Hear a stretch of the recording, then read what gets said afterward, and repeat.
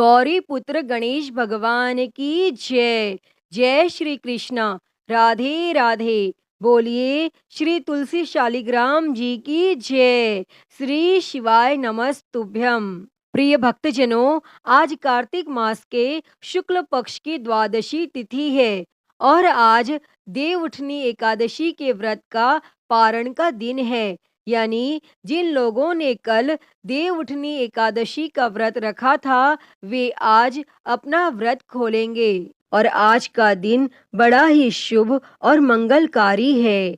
एकादशी के व्रत के पारण के दिन तुलसी माता और लक्ष्मी माता जी की कथाओं को सुनने से ही व्रत पूर्ण माना जाता है और समस्त मनोकामनाएं पूर्ण होती हैं। और जिन लोगों ने व्रत नहीं भी रखा है उन्हें भी द्वादशी के दिन तुलसी माता की कथाओं को सुनने से धन संपत्ति और अनंत शुभ फलों की प्राप्ति होती है। तो भक्तजनों, आइए भगवान श्री लक्ष्मी नारायण जी के चरणों का ध्यान करते हुए बड़ी ही श्रद्धा, ध्यान पूर्वक और प्रसन्न चित्त मन से इन कथाओं को सुनते हैं। किंतु एक बात का विशेष ध्यान रखिएगा कि इन कथाओं को पूरा अवश्य सुनिए। आधी अधूरी कथाओं को सुनने से पूर्ण फल प्राप्त नहीं होता। तो सभी प्रेम से बोलिए तुलसी शालिग्राम जी की जय। श्री लक्ष्मी नारायण भगवान की जय। श्री राधा कृष्ण भगवान की जय। कथा के अनुसार एक कुटुंब में ननंद तथा भाभी साथ रहती थी। ननंद का विवाह अभी नहीं हुआ था। वह तुलसी के पौधे की बहुत सेवा करती थी, लेकिन उसकी भाभी को यह सब बिल्कुल भी पसंद नहीं था। जब कभी उसकी भाभी को अत्यधिक क्रोध आता तब वह उसे ताना देते हुए कहती कि जब तुम्हारा विवाह होगा तो मैं तुलसी ही बारातियों को खाने को दूंगी और तुम्हारे दहेज में भी तुलसी ही दूंगी। और कुछ समय बीत जाने पर ननंद का विवाह पक्का हुआ और विवाह के दिन भाभी ने अपनी कथनी के अनुसार बारातियों के सामने तुलसी का गमला फोड़ दिया और खाने के लिए कहा, लेकिन तुलसी माता की कृपा से वह फूटा हुआ गमला अनेकों स्वादिष्ट पकवानों में बदल गया और भाभी ने गहनों के नाम पर तुलसी की मंजरी से बने गहने पहना दिए और वे भी सुंदर सोने जवाहरात में बदल गए। और भाभी ने वस्त्रों के स्थान पर तुलसी का जनेऊ रख दिया और वह भी रेशमी तथा सुंदर वस्त्रों में बदल गया। और ननंद की ससुराल में उसके दहेज की बहुत प्रशंसा की गई और यह बात भाभी के कानों तक पहुंची। उसे बड़ा ही आश्चर्य हुआ। उसे अब तुलसी माता की पूजा का महत्व समझ आया और उस भाभी की एक लड़की थी। वह अपनी लड़की से कहने लगी कि तुम भी तुलसी की सेवा किया करो, तुम्हें भी बुआ की तरह फल मिलेगा। और वह जबरदस्ती अपनी बेटी से सेवा करने को कहती, लेकिन लड़की का मन तुलसी सेवा में नहीं लगता था और लड़की के बड़े होने पर उसके विवाह का समय आता है तब वह भाभी सोचती है कि जैसा व्यवहार मैंने अपनी ननद के साथ किया था वैसा ही मैं अपनी लड़की के साथ भी करती हूँ, तो यह भी गहनों से लद जाएगी और बारातियों को खाने में पकवान मिलेंगे और ससुराल में इसे भी बहुत इज्जत मिलेगी। और तब यह सोचकर वह बारातियों के सामने तुलसी का गमला फोड़ देती है, लेकिन इस बार गमले की मिट्टी मिट्टी ही रहती है। मंजरी तथा पत्ते भी अपने रूप में ही रहते हैं और जनेऊ भी अपना रूप नहीं बदलता। तब सभी लोगों तथा बारातियों द्वारा भाभी की बुराई की जाती है और लड़की के ससुराल वाले भी लड़की की बुराई करते हैं और भाभी कभी अपनी ननद को नहीं बुलाती थी। तब भाई ने सोचा मैं बहन से मिलकर आता हूँ। तब उसने अपनी पत्नी से कहा और कुछ उपहार बहन के पास ले जाने की बात कही, लेकिन भाभी ने थैले में ज्वार भरकर कहा कि और कुछ नहीं है, तुम यही ले जाओ। और वह दुखी मन से बहन के पास चल दिया और वह सोचता रहा कि कोई भाई अपनी बहन के घर ज्वार कैसे ले जा सकता है। और यह सोच सोचकर वह एक गौशाला के पास रुका और ज्वार का थैला गाय के सामने पलट दिया। तभी गाय पालने वाले ने कहा कि आप गाय के सामने हीरे मोती तथा सोना क्यों डाल रहे हो? और यह देखकर भाई को बड़ा ही आश्चर्य हुआ और तब उसने सभी हीरे मोती तथा सोना वापस थैले में रख लिया। और भाई ने यह सारी बात अपनी बहन को बताई और बड़ी खुशी खुशी उसने सारे हीरे मोती और जेवर अपनी बहन को दे दिए और दोनों भाई बहन एक दूसरे को देखकर अत्यंत प्रसन्न हुए। अतः हे तुलसी माता, जैसी कृपा आपने ननन पर की, वैसी ही कृपा इस कथा को कहते, सुनते और हुंकारा भरते सभी पर करना। तो सभी प्रेम से बोलिए श्री तुलसी शालिग्राम जी की जय, श्री लक्ष्मी नारायण भगवान की जय। प्रिय भक्तजनों, आइए अब तुलसी माता की अगली कथा को सुनते हैं। इस कथा को सुनने से एकादशी के व्रत का संपूर्ण फल मिल जाता है। प्रिय भक्तजनों, माता तुलसी से जुड़ी हुई एक कथा बहुत ही प्रचलित है। श्रीमद् देवी भागवत पुराण में इनके अवतरण की दिव्य लीला कथा भी बताई गई है। एक बार भगवान शिव जी ने अपने तेज को समुद्र में फेंक दिया। उससे एक महातेजस्वी बालक ने जन्म लिया। यह बालक आगे चलकर जलंधर के नाम से पराक्रमी दैत्य राजा बना।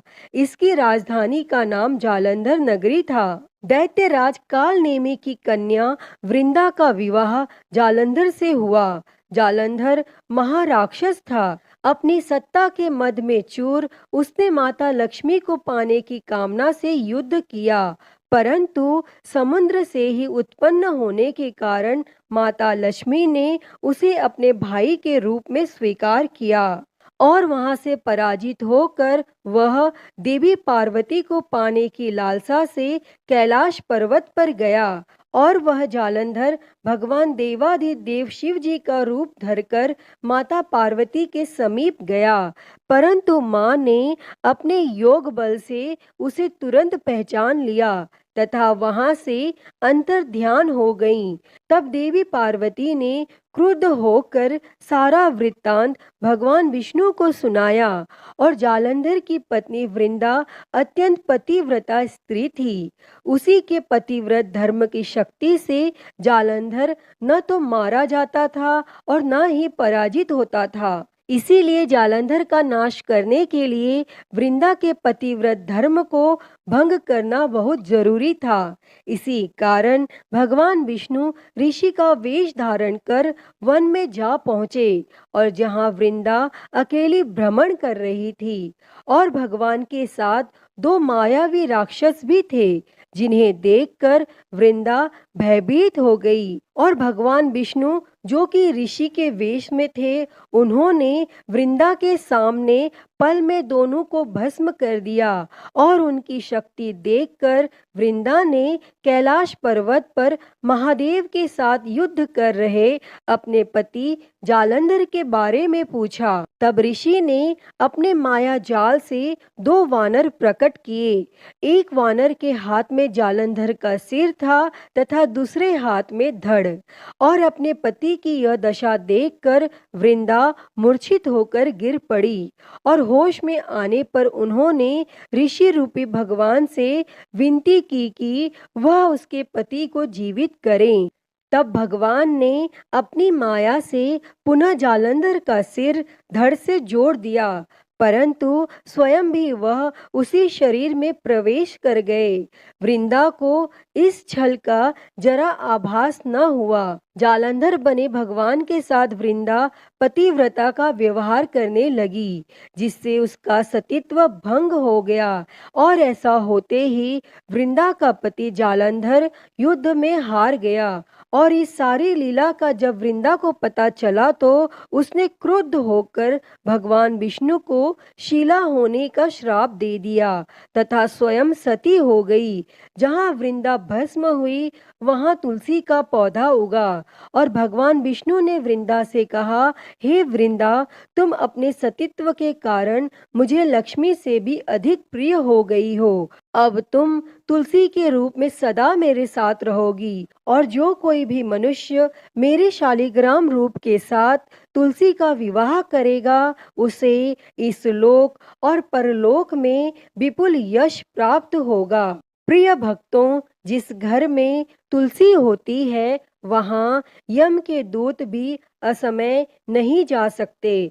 गंगा व नर्मदा के जल में स्नान तथा तुलसी का पूजन बराबर माना जाता है।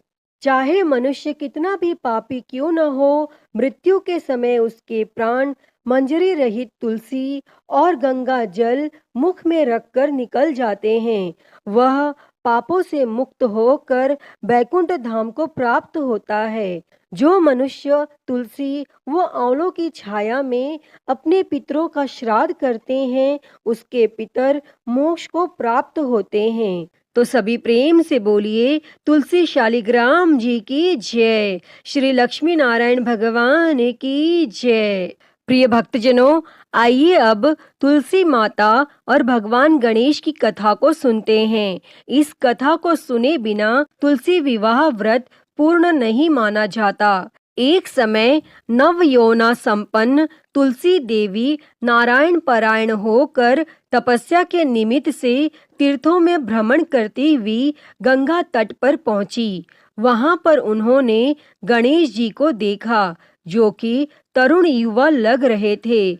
अत्यंत सुंदर, शुद्ध और पीतांबर धारण किए हुए थे। आभूषणों से विभूषित थे। सुंदरता जिनके मन का अपहरण नहीं कर सकती, जो कामना रहित, जितेंद्रिय में सर्वश्रेष्ठ, योगियों के योगी तथा जो श्री कृष्ण की आराधना में ध्यानरत थे। उन्हें देखते ही तुलसी का मन उनकी ओर आकर्षित हो गया। तब तुलसी उनका उपहास उड़ाने लगी। तब ध्यान भंग होने पर गणेश जी ने उनसे उनका परिचय पूछा और उनके वहां आगमन का कारण जानना चाहा। और भगवान गणेश जी ने कहा, माता, तपस्वी का ध्यान भंग करना सदा पापजनक और अमंगलकारी होता है। शुभे भगवान श्री कृष्ण आपका कल्याण करें। मेरे ध्यान भंग से उत्पन्न दोष आपके लिए अमंगल कारक ना हो। तब इस पर तुलसी जी ने कहा, प्रभु, मैं धर्मात्मज की कन्या हूँ और तपस्या में संलग्न हूँ। मेरी यह तपस्या पति प्राप्ति के लिए है, अतः आप मुझसे विवाह कर लीजिए। और तुलसी की यह बात सुनकर बुद्धि श्रेष्ठ गणेश जी ने उत्तर दिया, हे माता, विवाह करना बड़ा भयंकर होता है। मैं ब्रह्मचारी हूँ। विवाह तपस्या के लिए नाशक, मोक्ष द्वार के रास्ते बंद करने वाला, भव बंधन की रस्सी, संशयों का उद्गम स्थान है। अतः आप मेरी ओर से अपना ध्यान हटा लें और किसी अन्य को पति के रूप में तलाश करें। तब कुपित होकर तुलसी ने भगवान गणेश जी को श्राप देते हुए कहा कि आपका विवाह अवश्य होगा। तब यह सुनकर शिवपुत्र गणेश ने भी तुलसी को श्राप दिया कि देवी, तुम भी निश्चित रूप से असुरों द्वारा ग्रस्त होकर वृक्ष बन जाओगी। और इस श्राप को सुनकर तुलसी जी ने व्यथित होकर भगवान श्री गणेश की वंदना की। तब प्रसन्न होकर गणेश जी ने तुलसी से कहा, हे मनोरमे, तुम पौधों की सारभूता बनोगी और समयानंतर से भगवान नारायण की प्रिया बनोगी। सभी देवता आपसे स्नेह रखेंगे, परंतु श्री कृष्ण के लिए आप विशेष प्रिय रहेंगी। आपकी पूजा मनुष्यों के लिए मुक्तिदायिनी होगी तथा मेरे पूजन में आप सदैव त्याज्य रहेंगी। ऐसा कहकर गणेश जी पुनः तप करने चले गए। और इधर तुलसी देवी दुखित हृदय से पुष्कर में जा पहुंची और निराहार रहकर तपस्या में संलग्न हो गईं। तत्पश्चात गणेश जी के श्राप से वह चिरकाल तक शंखचूर्ण की प्रिय पत्नी बनी रही। जब शंखचूर्ण शंकर जी के त्रिशूल से मृत्यु को प्राप्त हुआ तो नारायण प्रिया तुलसी का वृक्ष रूप में प्रादुर्भाव हुआ और इस कथा में बताई गई वजह से ही भगवान श्री गणेश की पूजा में तुलसी निषिद्ध मानी गई है। किंतु तुलसी माता को समस्त पूजन कर्मों में प्रमुखता दी जाती है। साथ ही मंदिरों में चरणामृत में भी तुलसी जी का प्रयोग होता है तथा ऐसी कामना होती है कि यह अकाल मृत्यु को हरने वाली तथा सर्व व्याधियों का नाश करने वाली हैं। तो सभी प्रेम से बोलिए श्री तुलसी शालिग्राम जी की जय, श्री लक्ष्मी नारायण भगवान की जय। प्रिय भक्तजनों, तो आइए अब सुनते हैं तुलसी माता से जुड़ी हुई एक और कहानी। एक बुढ़िया माई थी। वह तुलसी माता को रोज सींचती और कहती कि हे तुलसी माता, सबकी दाता, मैं तेरा बिड़ला सींचती हूँ, मुझे बहू दे, पीताम्बर की धोती दे, मीठा मीठा घास दे, बैकुंठ में वास दे, चटक की चाल दे, पटक की मौत दे, चंदन का काठ दे, रानी सा राज दे, दाल भात का भोजन दे, ग्यारस की मौत दे, कृष्ण जी का कंधा दे। और वह बुढ़िया माई रोज तुलसी माता को सींचती और यही कहती। तब तुलसी माता यह सुन सुनकर सूखने लगीं।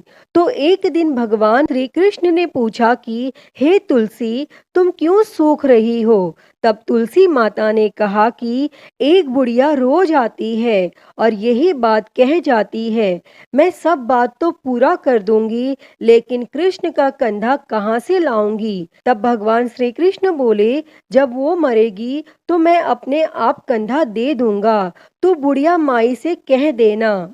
और फिर जब बुढ़िया माई मर गई, सब लोग आ गए और जब माई को ले जाने लगे तो वह किसी से न उठी। तब भगवान एक 12 बरस के बालक का रूप धारण करके आए। तब उस बालक ने कहा, मैं माई के कान में एक बात कहूंगा तो बुढ़िया माई उठ जाएगी। और बालक ने कान में कहा, बुढ़िया माई मन की निकाल ले, पीताम्बर की धोती ले, मीठा मीठा घास ले, बैकुंठ का वास ले, चटक की चाल ले, पटक की मौत ले, कृष्ण जी का कंधा ले।